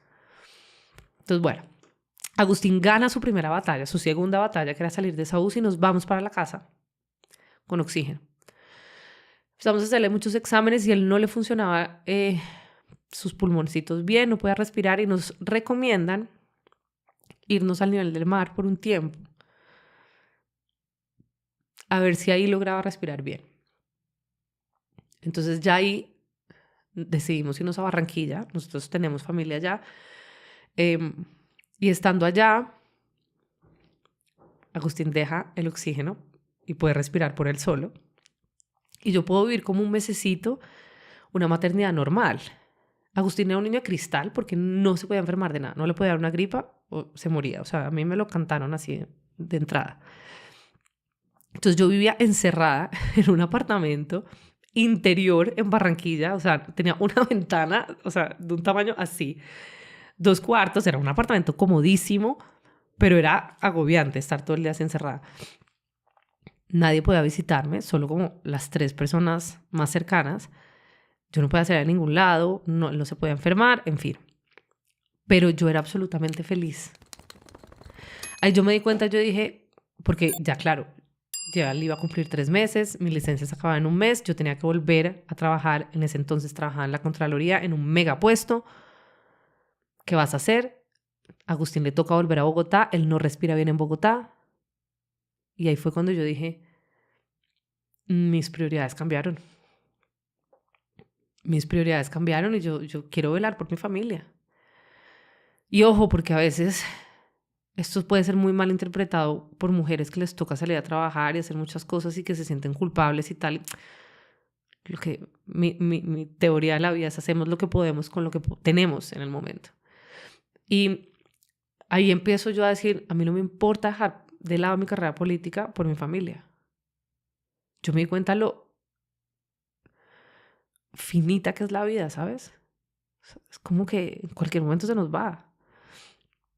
Entonces empiezo yo a decirle a Kiko, bueno, no, muda tu empresa, yo renuncio a mi trabajo, nos venimos acá porque Agustín, viajamos en un momento a Bogotá, no resistió a Bogotá, le fue mal. Y yo vuelvo a empezar, de cero. Y algo saldrá. Y fue así, decidimos cambiar toda nuestra vida. Y el día que encontramos el apartamento y que íbamos a firmar papeles, ese día yo llegué a la casa y encontré a Agustín como raro. Él se puso a llorar. Alejo, y no, para hacerte el cuento corto, se murió en mis brazos. Se puso morado y dejó de llorar y dejó de respirar.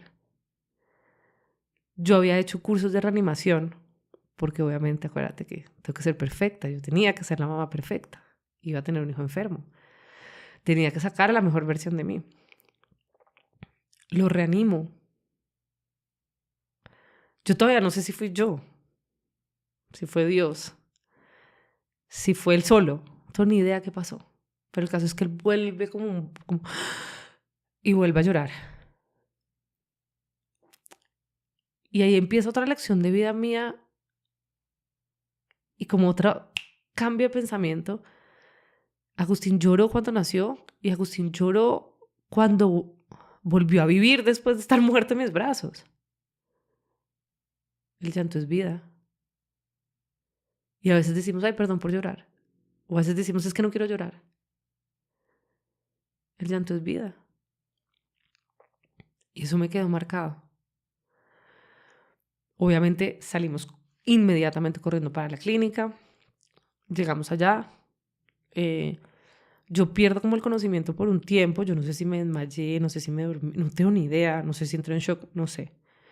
El caso es que él entra a reanimación, vuelve a tener una crisis así, morado, como si fuera una convulsión, pero a la vez todo morado, no sabían qué tenía. Entramos otra vez a UCI. Y el día que nosotros entramos a UCI, yo dije una frase muy fuerte que todavía digo como, ¿para qué dije eso? Y fue, este va a ser mi vía crucis. Y yo cada día de la UCI leía una estación del Vía Crucis, la reflexión. Yo era muy lejana al Vía Crucis. No lo conocía tanto hasta ese momento. ¿Tú lo has leído? O sea, ¿te has detenido como a meditarlo? Me ¿No? encanta. Sí, porque Sí. no es tan común, ¿no? No es tan común. Entonces, Debería ser más común. debería ser más común. Mm. Podemos hacer un Vía Crucis algún día lindo. Y empiezo a leer la meditación diaria del Vía Crucis. Me sentía muy acompañada por la Virgen. Porque ¿quién más que ella me entendía? Mm. Y acá hay otra cosa que aprendí que es una lección muy dura, muy dura. Todo el mundo me mandaba novenas, haz la novena de San Charbel, haz la novena de los imposibles, haz la novena de yo no sé qué. Yo hice todas las novenas, iba a misa todos los días, hablaba con un padre todos los días, comulgaba todos los días y yo le decía, Dios mío, yo hago todo esto, pero dame la salud de mi hijo. Transaccional. O sea, yo lo estaba comprando. Literal. Súplica también. Pues él Sí, entiende. sí, Sí. pero era como muy transaccional porque al final me pasó algo muy fuerte. Ya te cuento qué ves. ¿Por qué llegué a esa conclusión? Ya. pasaron cosas hermosas en esa unidad de cuidados intensivos. Un día, una persona que yo no conocía de nada, que era del cielo, pero pues yo lo había visto una vez en mi vida, llama a Kiko y le dice, Kiko, está la Virgen Peregrina de Fátima, como la réplica, en Barranquilla, que si te dejan entrar a la UCI. Y yo, hágale, obviamente, la entramos a la UCI. Se puso al lado izquierdo, la pusieron al lado izquierdo de su camita. Y así empezaron a pasar muchas cosas. Un día nosotros bajamos, creo que fue ese mismo día, y había como 50 personas, incluida gente que no creía, que no cree aún, rezando el rosario por la salud de Agustín. O sea, no sé quién nos convocó, estaban todos ahí rezando por él. Crearon un chat de más de 300 personas donde había oración perpetua por Agustín. Cada hora alguien distinto en algún lugar del mundo rezaba por él. Qué belleza. Gente que yo no conocía. Y así, todo el tiempo hubo tanta oración. Un padre, una vez le contamos, y el sacerdote decidió ir todos los días a darle la unción a Agustín. Todos los días. Consigo un padre todos los días para algo, es imposible. Mi hijo lo tuvo. Todos los días. Y así por 12 días. Y en la última estación del Via Crucis leo yo y dice, Jesús muere en la cruz. Y yo digo, bueno, esto no va a ser premonitorio. Es la 12, ¿no? Sí. Casualmente ese día leí esa, pues la última, y me conmovió mucho. Yo todos los días le leía a Agustín un libro que se llama Lucinda en el Hospital del Cielo, que es de una autora que se llama Camila Herrera, católica, misionera. ¿Como gusanito? Ajá. Sí, lo he visto. Uh-huh. Yo le leía y casualmente, era muy casual, porque era como que Lucinda ese día le entró la espada al riñón y Agustín tenía falla renal. O sea, era como que tenía muchas diosidencias. Y yo todos los días llegaba y le leía un capítulo a Agustín. Ese día no alcanza a leérselo. El día 12 de la estación del Via Crucis, leo Jesús muere en la cruz. No le alcanzo a leer el libro. Y me dice el médico, Jehan, tengo que hablar contigo. Agustín no pasa de hoy. No hay nada para hacer. Tiene una falla multiorgánica. Su corazón no funciona y pues todo ha empezado a dañarse. Entonces, yo pido el favor de que me dejen entrar a familiares que quisieran hacer un rosario de despedida en la UCI. Entran algunas personas, oran con nosotros y hay una cosa muy fuerte, que no sé si tengamos tiempo, pero al final me arrodillo yo en el último misterio y le digo a Dios, te ofrezco este dolor por todas las personas que no creen, no te adoran y no esperan en ti. Sí, la oración Fátima. de la... Sí. Y yo tenía dos miedos, que él se muriera enfrente mío, me da mucho miedo verlo morir, y que me obligaran a desconectarlo, como que, ¿lo quieres desconectar ya? Uf, Decida usted. Sí. decía usted. Sí, no. Entonces, justo después del rosario me dijeron, vamos a hacer un procedimiento que es mejor que salgan, vayan a comer algo y vuelven. Yo, listo. Al rato me llaman y me dicen, Jehan, tú diste un paso, pues ustedes dieron un paso fuera de esta unidad de cuidados intensivos y él entró en falla cardíaca. Lo reanimábamos por media hora y no funcionó. Y se me fue. Duro. Y yo digo, Alejo, yo siempre quise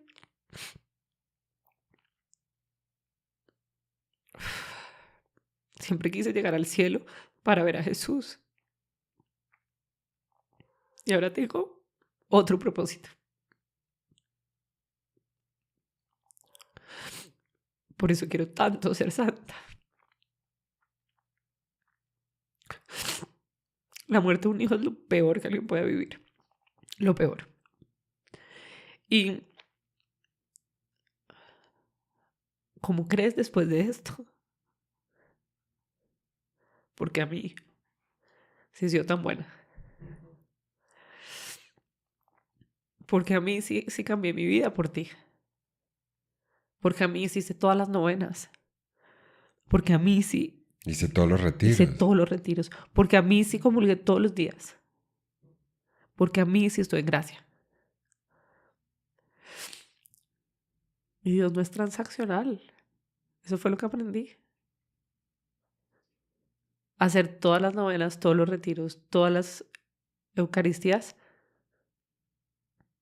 no te exime de la cruz. Ujú.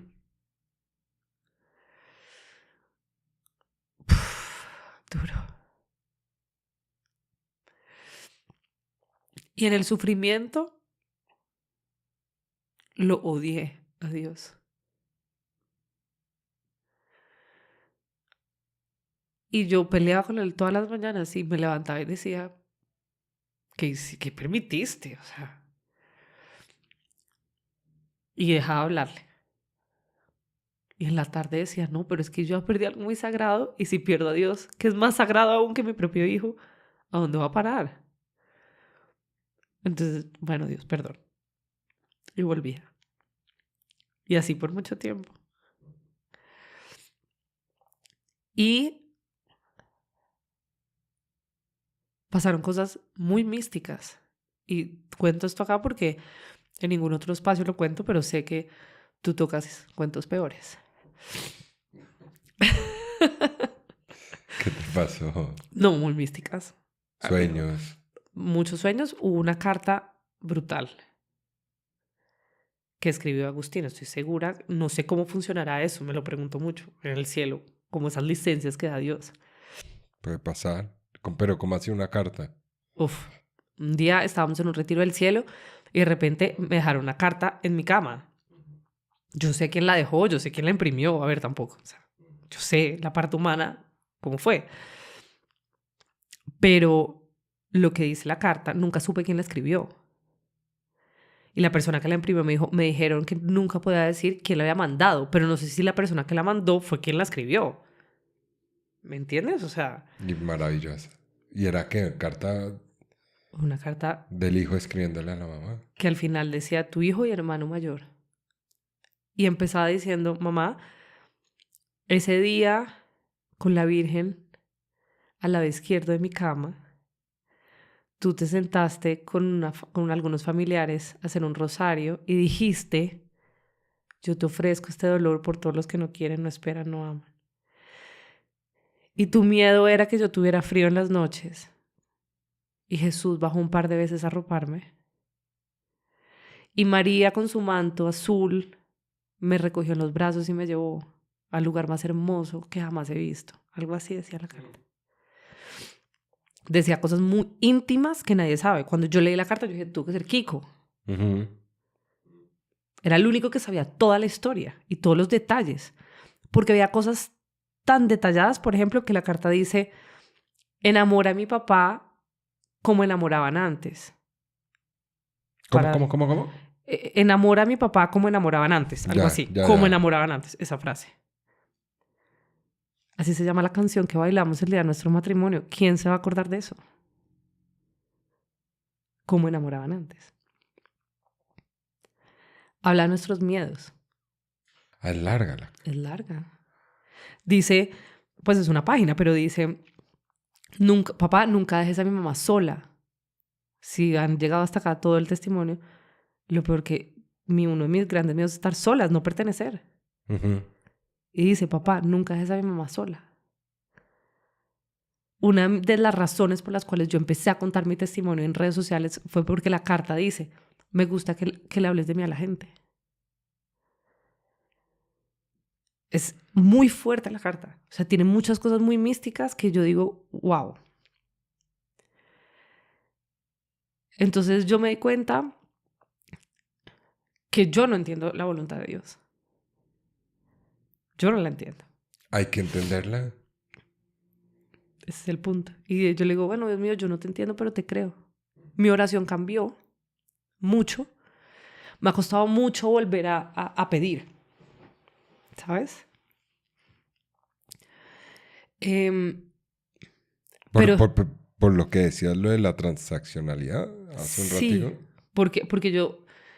porque un día estaba en una misa, recién mi duelo, acababa de morir Agustín y yo estaba en una Eucaristía y fue el evangelio, o no sé si es evangelio, perdón si soy imprecisa, pero cuando le dice Jairo a Jesús, si tú quieres puedes sanarla. Y para mí fue durísimo. Fue como, tú no quisiste sanar al mío. Fue muy duro. Yo estaba en esa misa y me ataqué a llorar. Y yo dije, o sea, no quisiste sanar al mío, porque si hubieras querido lo sanas. ¿Cómo funciona la voluntad de Dios? Ni idea. Sí, volver al por qué, ¿no? ¿Por qué no? ¿Por qué Pero yo? ¿Por qué también no? hay una cosa que le dijo un padre a Kiko, que yo me quedo con eso. Y fue, Kiko le dijo, el día que murió Agustín, nosotros llegamos a una iglesia enfrente a un santísimo, había 3 mujeres, así como las 3 Marías sentaditas orando. Nos sentamos a orar y llegó un padre que es muy famoso en redes sociales, el padre Londoño. No sé si sabes cuál es. Bueno, de la nada llegó ahí a hablar con nosotros. Él ni siquiera vive en Colombia. Estaba ahí, nos pusimos a hablar y Kiko le dice, tengo una pregunta, ¿dónde está Jesús en este momento? Que se me murió mi hijo. ¿Dónde está? Y dice, el padre se queda pensando y dice, enfrente hay un Cristo gigante crucificado y dice, está ahí en la cruz contigo. Y le recuerda esa escena donde está Jesús crucificado con los 2 ladrones de lado y lado. Y le dice, Kiko, ¿qué le dijo el ladrón malo a Jesús? Si tú puedes, sálvate. Si tú eres el Hijo de Dios, sálvate y bájanos de acá. ¿Qué le contestó Jesús? ¿Tú te acuerdas? Al ladrón. No, no le responde. No le responde. No, a él no. Lo ignora. Claro. Sí, Y igual que con Herodes, ¿no? La gente se le burlaba. no le responde nada. Y Dimas le dice, Jesús, acuérdate de mí cuando estés en el paraíso. Y le dice, hoy mismo vas a estar conmigo en la casa de mi padre. Y él sí le responde, qué belleza. ¿Qué ladrón quiero ser yo? ¿El que juzga y el que lo tienta y le dice, a ver, si eres tan Dios, sálvame, salva a mi hijo? ¿Y el que negocia con él, yo rezo, pero tú sálvame? ¿O quiero ser Dimas que dice, Señor, esto está doliendo mucho, pero acá estoy y creo en ti? Y así hemos aprendido a vivir Con el dolor. con el dolor, pero transformado. Yo decidí volver este dolor un abono para que florezcan muchas cosas. ¿Cómo es eso? Contanos. ¿Qué significa o cómo? El abono huele maluco, sabemos lo que es el abono, ¿no? Y da frutos si los sabes echar en tierra fértil. Yo decidí, Con la semilla, ¿no? Correcta, ¿no? con la semilla correcta, como el trigo, yo decidí un poco hacer eso. Yo no iba a dejar que la muerte, que la llegada de mi hijo enfermo al mundo y su muerte me desgraciara la vida. Yo no iba a permitir eso. Yo dije, yo tengo que encontrarle un propósito y un sentido trascendental a esto. Y que mi hijo me cambie, sí, pero para bien. Y que el dolor me transforme, pero para bien. ¿Qué quiero ser ahora? ¿Cómo voy a hacer, cómo voy a estar en libertad, genuinamente feliz? ¿Cómo? Y la muerte de Agustín me transformó en lo que soy hoy y en lo que me sigo convirtiendo. Yo me siento en una metamorfosis desde que él se fue hace 3 años, en donde muchas veces hasta me he desconocido, como que quién soy. Dejé el mundo público, totalmente, me alejé y empecé a convertirme a hacer cosas que siempre había soñado hacer y que no era capaz por miedo al que dirán, por la perfección, por las máscaras, por todo lo que hemos hablado. Y hoy en día me volví libre. Yo ya sufrí el día del entierro, Agustín, fue un peluquero a mi casa. Fíjate esos mensajitos chiquitos que llegan a tu vida y son tan fuertes. Llegó un peluquero a mi casa y me dijo, córtate el pelo chiquito. Yo siempre había soñado con tener el pelo cortico. Y le dije, ay, no, me da miedo. Y me dijo, ¿miedo de qué? Ya viviste lo peor que puede vivir una persona. Y así vivo yo ahora. ¿Miedo de qué? ¿Miedo de qué? Si soy testimonio que Dios me sacó de ese fango del dolor y del duelo. ¿Miedo de qué? Yo tenía muchos sueños de niña, muchos, como la salud mental y Dios, y nunca me atreví a trabajar en eso. Hoy en día quiero hacerlo y lo estoy haciendo. Con miedo, poquito, pero sabiendo que Sí, por la responsabilidad, ¿no? por También. la responsabilidad, más que miedo es eso, es responsabilidad. Mm. Pero Dios me transformó totalmente. Hice cosas que nunca pensé hacer. Me volví catequista de niños. Me llegó un día un curso, lo regalaron y trabajé un año con niños dando catequesis y fue lo más liberador que he hecho. Nunca pensé disfrutar eso, porque para mí ser catequista de niños no era ser exitosa. Puf, qué felicidad trabajar con niños. Hoy en día ayudo a muchas personas que tienen hijos en UCI, estoy con la cardioinfantil haciendo varios programas para una recolección multimillonaria que están haciendo para renovar la UCI, porque soy mamá UCI, porque sé lo que uno vive ahí, porque sé el impacto que tiene una UCI en un niño, en una familia. He ayudado a muchas niñas como Emma que no tienen pañales y pañitos. Y todo el dolor lo transformé y lo sigo transformando en esperanza. Hoy en día voy, aunque sea una vez al mes, a la cardio infantil. Y mi hija dice, mami, ¿vas a ir donde los Agustines? Sí. Y voy y los visito y estoy allá haciendo cosas con la cardio. Y hay muchos que me dicen, ¿cómo vas? ¿Estás embarazada? Eso debe ser muy duro. No, no es muy duro. Es muy reconfortante saber que puedes hacer algo. Convertí todo esto en propósito. O sea, tú básicamente lo que nos dices, y de pronto alguien que haya pasado una situación tan difícil, es como tu decisión, ¿no? ¿Qué haces con el abono, por no llamarlo de otra palabra? ¿Qué voy a hacer con ese dolor? Es tu decisión, ¿no? O sea, ¿tú crees que ese dolor, si, digamos, tú quisiste hacer un jardín, ¿no? Bueno, y ya sabemos quién es la persona que más lindo pone los jardines, que es la Santísima Virgen María. Ella coge un jardín, que somos nosotros, y lo pone esas flores a dar mucho fruto y le pone las flores muy lindas con la gracia de nuestro Señor. Pero tú lo que quieres decir es también eventualmente puede haber el otro camino, la decisión siempre de quedarse en el dolor, la oscuridad, en la cueva. La A culpa, muchos después que en la culpa dices. claro. Yo sentí culpa, por ejemplo, por eso te conté lo de la vacuna de COVID. En algún momento de la vida yo decía, la culpable de la cardiopatía de mi hijo fue esa vacuna que estaba todavía en experimento. Ya.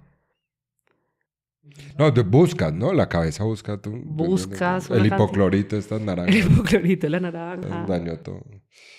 Eh, Y al final, busca culpable, ¿será la claro, cabeza o qué? y un origen, ¿no? ¿Por qué Un pasó esto? origen, claro. Y pues ahí es muy fácil culpar a El Dios. por qué.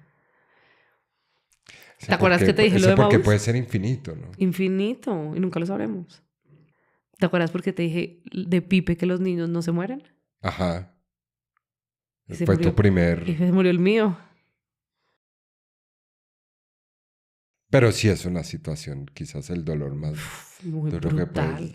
sentir una Es persona, ¿no? brutal. La gente me dice, ¿cómo haces para contarlo sin llorar? Hoy lloré, usualmente no lloro, lo que pasa es que estoy muy hormonal para el embarazo.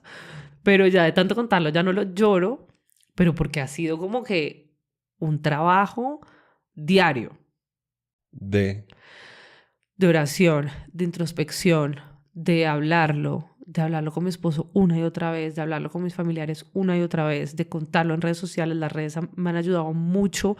Por eso cuando la gente dice lo peor que puede pasar son las redes, yo digo, depende cómo las uses. Ujú.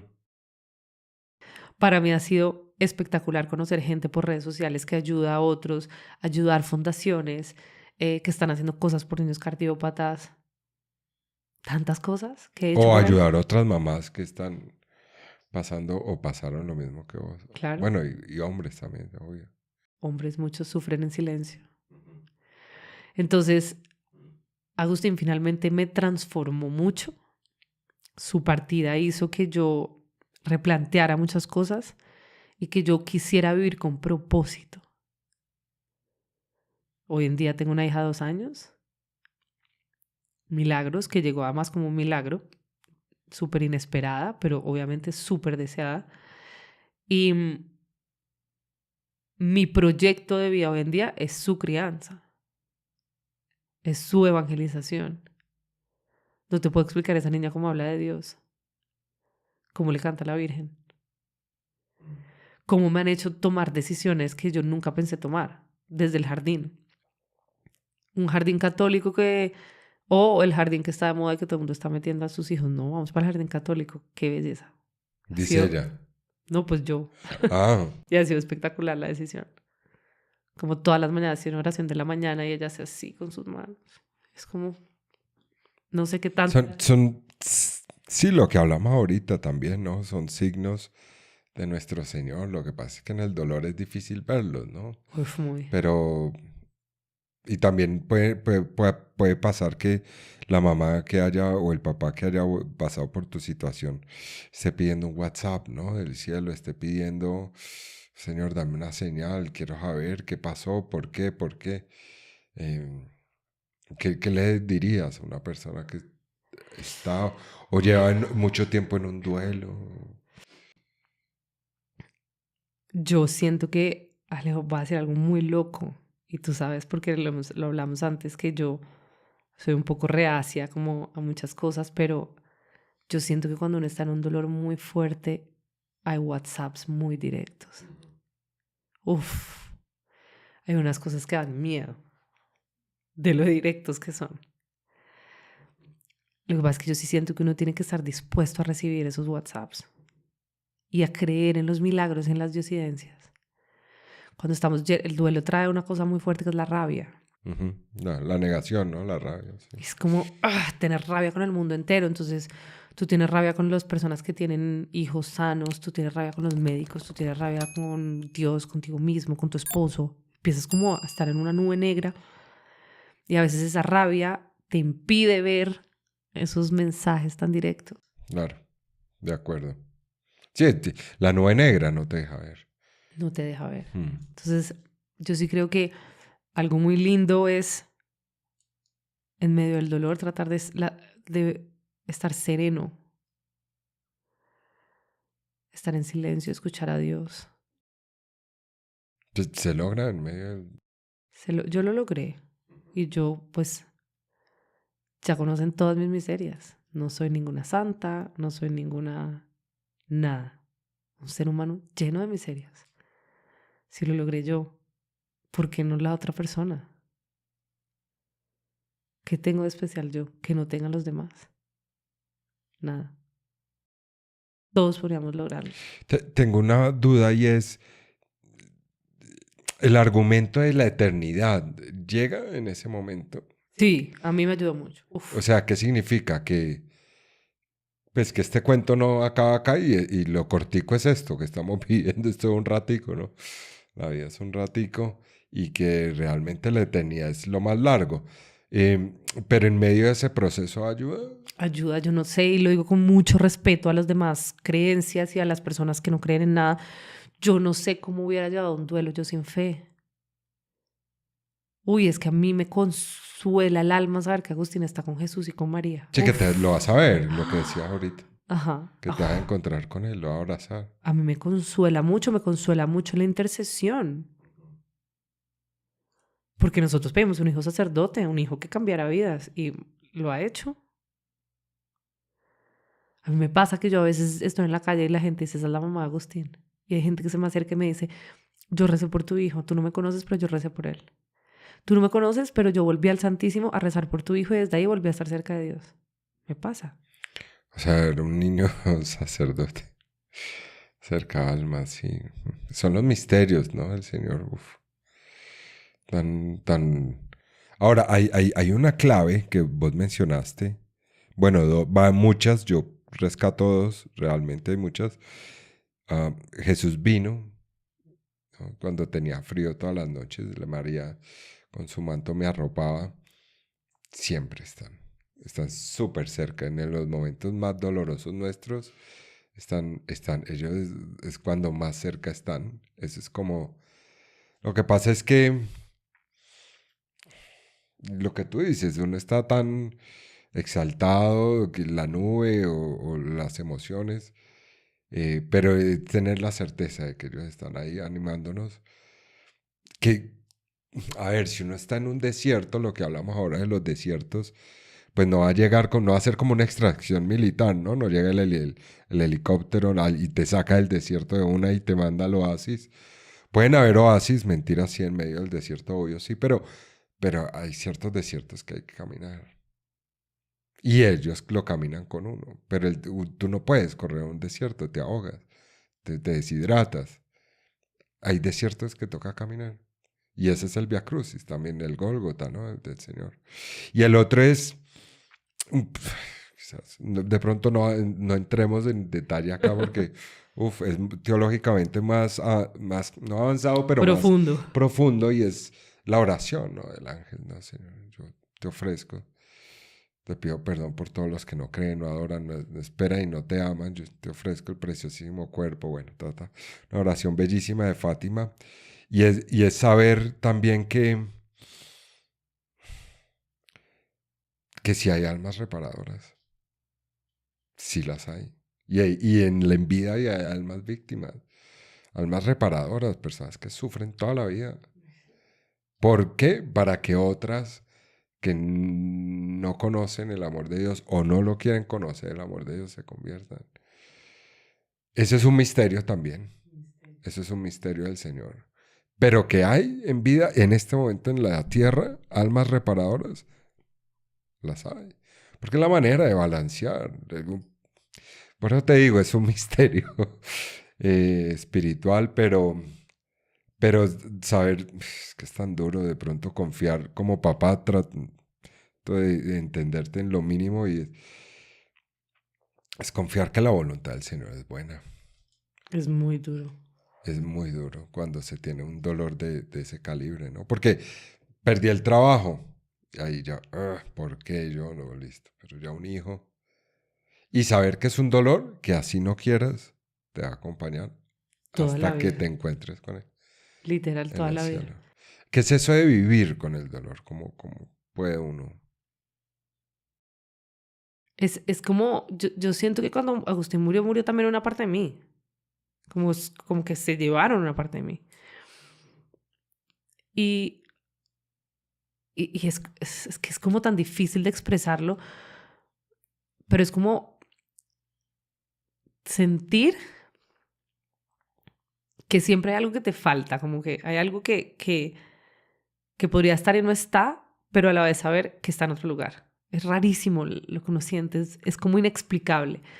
Yo me acuerdo la primera vez, por ejemplo, que lloré una noche porque ese día no había pensado en Agustín, que fue el día del cumpleaños número 1 de mi hija, y le hice una piñata y yo estaba muy ocupada y muy feliz. Y ese día llegué a la casa y dije, hoy no he pensado en todo el día en Agustín, y lloré desconsoladamente, Cul- como culpa. Culpa. Eso es vivir en el dolor, es tú poder ser muy feliz todo tu día y de repente revivir lo que pasó, porque además fue muy dura el proceso, lo que tuve que ver fue muy duro, y decir, no puede ser que esto me haya pasado a mí, qué fuerte es. Y hay una frase que una mamá que se le murió su hijo de cáncer a los 25 me dio, que me la llevó, y es también una familia muy católica, y es, la gente te dice que pases la página. Uno no pasa la página, uno aprende a vivir con el libro debajo del brazo. Es distinto, creo que eso resume tu pregunta. Ujú. Oración también. Intimidad. Bueno, hemos hablado a lo largo de tu historia de tu intimidad con el Señor. A raíz de lo de Agustín, ¿te has refugiado más en él de alguna Mi manera? relación cambió mucho con él. Ujú. Yo creo que es una relación un poco más madura, menos como de un Dios. O sea, conocí como, yo siento que como que le puede tocar las llagas a Dios. Un poco porque eso es impresionante, ¿no? Es como explicarle a tu hijo, cuando Mila me dice, mami, Jesús tiene yayáis en las manos. Sí, ¿cómo le explicas eso? Tan duro. Es un poco eso lo que yo siento, como que yo le toqué las llagas a Dios, perdón Dios ser como tan conchuda, pero un poco como estuve en la miseria, en ese dolor tan fuerte, y aún así conocí la gloria. Sí, también la Virgen, ¿no? También los dolores de la Virgen al pie de la cruz. Y ella tomó la decisión de seguir amando Y tuvo que ser muy doloroso para ella. Yo me refugio mucho en ella.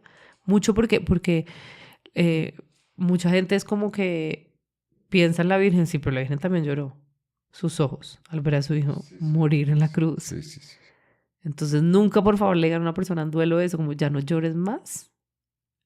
No, cada cual tiene su proceso. Ujú. Y alguien, por ejemplo, que está acompañando a alguien que está en duelo, ¿cómo lo acompaña? Escucharlo es muy importante. Las personas en duelo a veces sienten la necesidad de contar una y otra vez la misma historia. Es un mecanismo natural de sanación. Orar mucho por ellos y no juzgar las decisiones que tomen. Las personas en duelo toman decisiones muy locas, muy apresuradas, porque necesitan de alguna manera sentirse bien. Entonces es como que me voy a cortar el pelo, a ver si eso me hace sentir mejor. Pues racionalmente eso no te va a hacer sentir mejor, pero la persona en su desespero intenta hacer cosas para sentirse bien. No juzguen esas cosas, acompañen, obviamente, porque hay cosas que efectivamente no son las mejores decisiones. Y ojo con los comentarios, yo siempre digo mucho esto. A mí me decían, por ejemplo, eres una mujer joven, ya vendrás más hijos.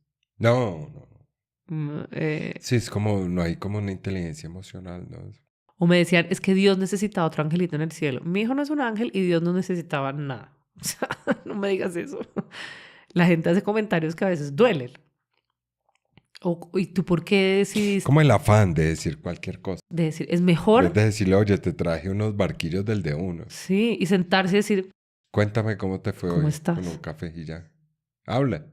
Y no tratar Pues, como de, como habla, exacto, cómo te sientes. Y no tratar como de hacer como si nada pasara. Uy, eso es horrible, es como que acabo de perder a mi hijo, obviamente algo pasa. pues es incómodo también para que acompaña, sí, también. Es muy incómodo, la gente se aleja mucho de personas en duelo, mucho. No saben cómo abarcarlo. Es normal. Hoy en día lo entiendo, me costó. Pero hoy en día lo entiendo y ayudo a muchas personas a eso. Dile, no tengo ni idea qué decirte en este momento. ¿Cómo estás? O así sea estar al lado y callados, Al lado. viendo una película o al infinito o el paisaje, lo que sea. Yo tuve dos Solo estar amigos, ahí. yo tuve dos amigos que estuvieron. Ujú. Qué forma de acompañar en duelo, parece que fueran profesionales. Nos acompañaban nos invitaban a su casa. Tenían 3 niños. En ese momento 2. Uno de la de Agustín, tenaz. Los encerraban en el cuarto y no los dejaban salir. Le decían a la nana, escóndalos. Yo me sentaba así, Sí, 2 horas. mira al infinito, a la pared. Ujú. Y ellos ahí. Bueno, vamos a pedir algo de comer. ¿Qué quieres? Lo que sea. Listo, vamos a pedir chuzo. Así.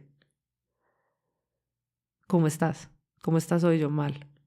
Y ella me decía, sí, yo estaría tenaz. Así, validándome.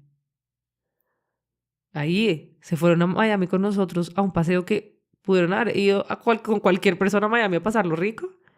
Ahí estaban. Esas también son respuestas, ¿no? De Dios. Amigos en Cristo, por supuesto. Ujú. Sí, sí, que Él se hable de todo. Bueno, y entonces, ¿qué viene? Ya como para ir, Uf, vienen muchas ¿qué es lo cosas. que se viene en Tengo este muchos proyectos que quiero 2026? hacer y que me piden además porque ha sido muy lindo la reacción de la gente. Yo decidí contar la historia de Agustín y la reacción de la gente ha sido divino. Yo llevo un año haciendo contenido y ha sido como un despertar en mí de muchas cosas que quiero hacer. Toda la vida he soñado con escribir un libro, desde antes que pasara lo de Agustín.